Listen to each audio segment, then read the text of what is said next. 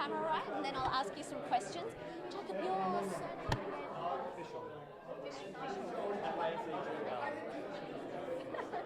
It's a Fishel that I know. Your last name is Fishel. Okay, here we are with Jacob Fishel, the star of the film. Jacob, hi. Tell me a bit about your character. Adam Foray. He's a police captain down in New Orleans, and in a bumpy part of his marriage, and meets the girl of his dreams one night and tries to figure out how to balance that with still being a good guy, but also meeting something that he didn't think existed.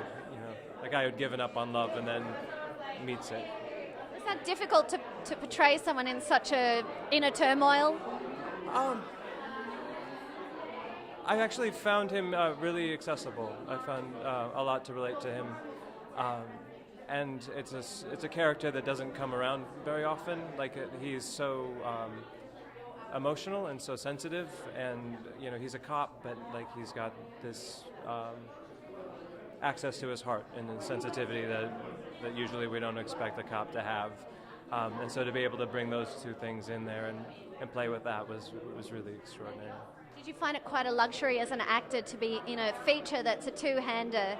Was that lovely to be able to really explore and get involved deeply into that character? Yeah, that was one of the things that really drew me to the script, is because I do a lot of theater, and you know, to see a script that's one night, two characters, one location, it's a play, and the challenge of making that cinematic, and it seemed impossible. And in the time that we had to do it, it seemed impossible. And so talking to Stephen and going, how are you going to do this? You know, and talking to Sean and go, how are you going to do this?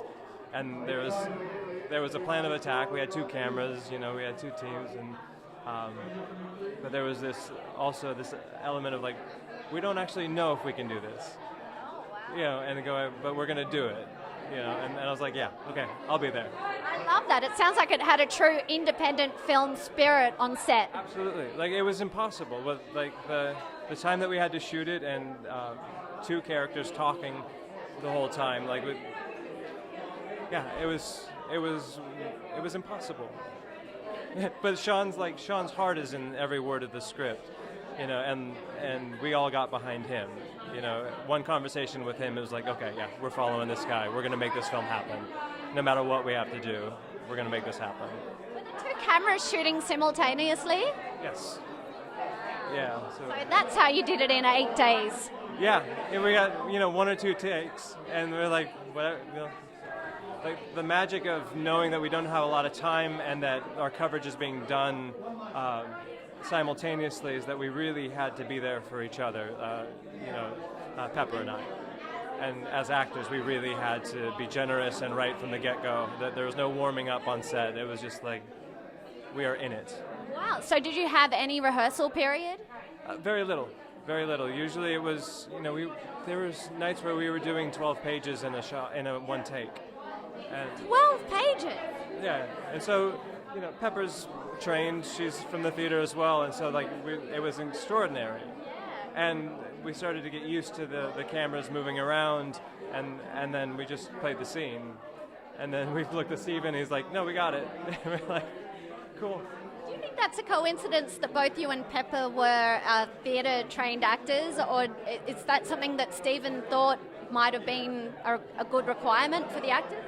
Well, I think it's part of what made it attractive for us to do. I think a lot of people might not would have turned it down because it's so much work and there's so much language and so much exposure through talking, and that's, you know, it's a risk with a film.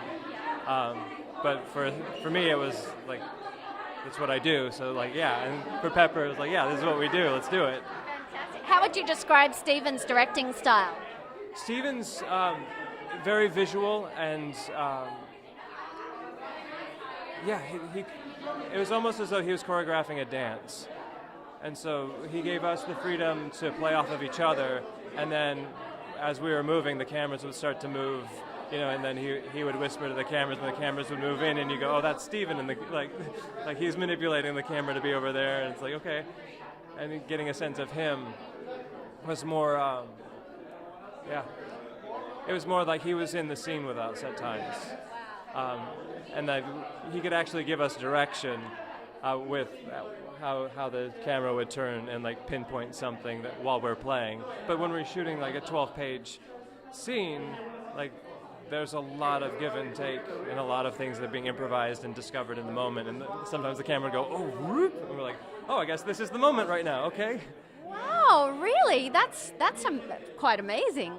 One thing I did notice when I watched the trailer is how visually beautiful the film looks. You can really tell that the cinematographer, with his moving camera, that it paid off. Yes, yeah, and the fort. I mean, being able to use the fort, because the script was just in one location, like one spot, they're talking.